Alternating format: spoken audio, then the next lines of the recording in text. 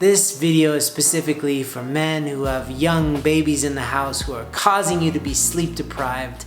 I have some secrets as to how you can still thrive as an individual even if you're getting choppy or very little sleep while you have this little screaming baby in your house or even in your bed within very close proximity to your sensitive ears.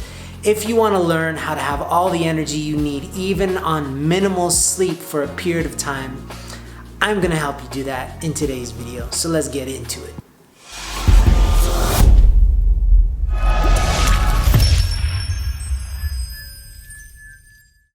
Welcome back to Whole Goals. My name is Andrew Love, and as the founder, it is my responsibility to help you gain freedom in your mind, heart, body, and soul in order to generate massive amounts of harmony and fulfillment and life satisfaction. And that's no more important than when you have a newborn baby in your house or in your bed or stuck to you on some sort of sling, because you want to enjoy that precious time. You have this little thing that is so reliant on you that's going to turn into this giant, sweaty, stinky human in the future that's going to say, I don't need my parents anymore. Or they're going to go through their awkward teen years and all that. But in this period of time, you have a human being that needs you to do everything for it. And if you're not careful, you could end up even resenting this kid. You could end up hating the situation that you're in, why did I have this kid? And there's all sorts of stuff that arises, so many negative emotions that arise when we don't take care of our mind, heart, body, and soul during this time. So a part of the unraveling of the young dad, of the dad who's new to this game, or if you've had multiple kids. I've had 3 sons, so I've been through this. That was 4. 3, that would be the correct 3, is 3 fingers. I've been through this 3 times, and it gets more complex because then you have other kids who need you, so you really have to have an airtight game plan. And so I'm making this video specifically to help you expedite this journey so that you don't feel terrible all the time. Actually, you can even feel amazing all the time and be in a state to really, really enjoy this. And so part of the problem is there's a lot of propaganda about getting enough sleep, otherwise your life is gonna fall apart. So this is already a scare tactic, and when you hear this and sleep isn't really an option because you're a young parent, it makes you feel terrible about yourself, because you have all these professionals saying that if you don't get a certain amount of sleep every single night, you're gonna start to die. You're physically gonna die, you're mentally gonna be stupid for the rest of your life, you're gonna make bad decisions which are gonna be subsequently deteriorating on your life and your family's life. There's that one guy in particular. I'll put his name, I'll maybe put a clip right here. To get better sleep, regularity that is probably dude, the most important he thing. haunted my dreams, what little dreams I had, because I wasn't getting a lot of sleep, because he was making me feel guilty, because I don't even know if that dude has kids. I don't even know if he has any relationship with an understanding of what we go through as young parents. So I want to speak to you. First of all, congratulations. If you had a kid, that's amazing. There's so many people who are too afraid to have kids. So if this is 100% on purpose, or if your child was an act of serendipity on behalf of God or the universe or whatever you say, still, congratulations. You've created a life. Now, in order to enjoy that life, it's fundamental to be present. And in order to be present, you have to have a mind, okay? And if you lose your mind because you're sleep deprived, then you get to miss out on all the good stuff. So the first part of this conversation that I want to have is to let you know of what we have, the option that we have. You see, when you hear scientists talking about sleep deprivation and all that, they're coming from a very biological standpoint, and they're looking at us as just a brain and some moving parts and this and that, and they don't really factor in energy and spirituality. And this is a huge shortcoming because they don't want to, because it's really hard to measure, and most of these guys are completely against this line of thinking. But there's enough evidence to show that we are capable of, when we feel physically, mentally, emotionally depleted, there is an unlimited reserve very close by that we can tap into, okay? Let's just say, for instance, you don't have any great ideas. Well, where do ideas come from? Are they already in your brain? That doesn't make any sense. Where do you get ideas? How can several people around the globe have a similar idea at the same time? These ideas, as far as I understand, are in the spiritual realm, and we become attuned to them when we open our minds, okay? When we put ourselves in a state to receive new ideas. So the same is true for emotions. If you are in a relationship with somebody and you feel like, I cannot love you anymore, that means you're reaching the limitations of your heart, your personal heart. But you can gain access to a love far greater than what you're normally capable of in order to love that person. And the same is true for energy as well. If you are in a time and a place, such as being a parent to a newborn baby that's shrieking throughout the night and preventing you from sleeping well, and you wake up and you haven't received the rest that your body wants or your mind wants, you can find the special reserve that exists all around us at all times to regain that energy. I once heard this guy talk live at this event, and he was saying, he was an older guy, and he's like, people are always asking me, why do I always have so much energy every time I come up and speak? And he was like, because I'm made out of energy. I just know how to harness it. I know how to channel it. And he hit the whole audience. It was like, oh, we were totally mesmerized because he was releasing so much energy in our direction at that time. So think about that for a second. The first part of this conversation is understanding that we have access to all energy because we are made out of energy. So please understand that I'm not suggesting that you live like this, that you live in constant deprivation of sleep, because that's going to eventually wear you down. I mean, for years and years and years. But I also have experienced on 3 occasions, because I've had 3 kids, that we do have a special reserve of energy. Just like a big building, if all of their power goes out, they have a generator inside in order to keep the lights on for a period of time. They can't operate like that forever, but it's there to help them get through whatever the storm or why they don't have energy. I don't know. It's a hypothetical.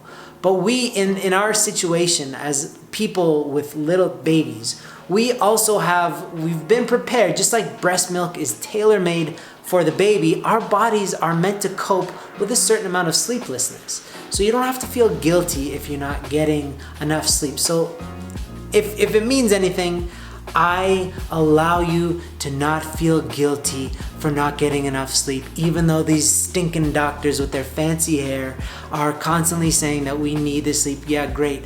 We are allowed to get crappy sleep because it's our offering to the child. That's our investment, because the more you're involved in a kid's upbringing, the more that they feel connected, the more stable they're going to be throughout childhood and adulthood, and that'll come back to you. It's the best investment that you can ever make. So don't feel bad. That's my first point.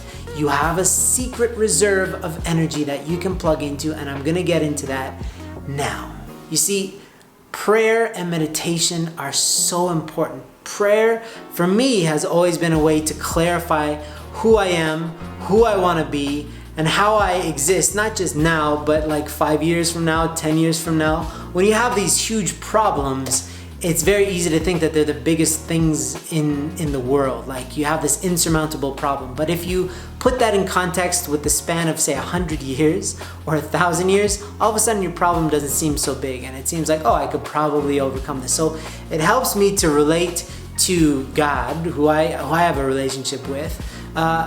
But meditation, I've always used traditionally throughout having these kids as a way of letting my mind rest, okay? Because when you don't physically rest enough because you're not getting enough sleep, it also causes your mind to be a little off kilter, and it's spinning, and it creates this kind of cascade, this ripple effect of just feeling completely worn out. If you want to rest your mind, it doesn't, first of all, get any rest during your sleep. You need to rest it during meditation.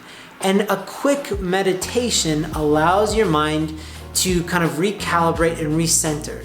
And a way of using this is after a night of crappy sleep with a little baby, it's a great idea to take some breaths, and I'm gonna get into that in a second, and then get into a meditation that allows you to focus yourself, just to be present, to recalibrate, and to plug in to that energy that's all around us and figure out, how do you wanna feel?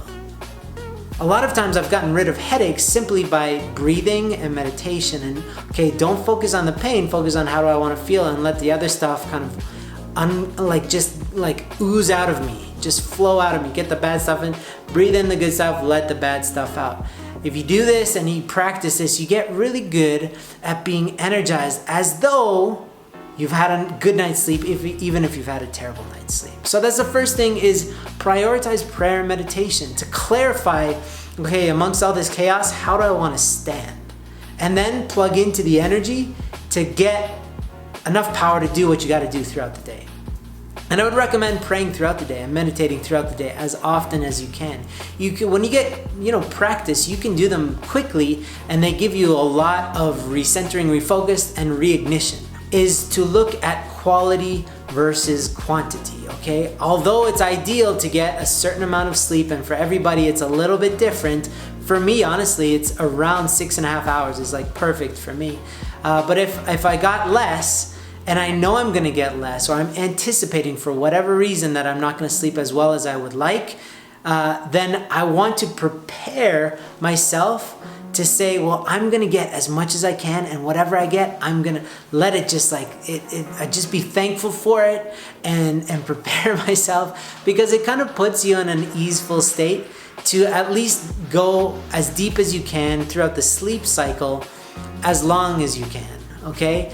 Otherwise, it's very easy to say, oh, I wish I could get more sleep, and you're going in with this separation mentality. You're going into sleep with this feeling of not being enough, not getting enough, and you're tense, and that's gonna affect the quality of your sleep.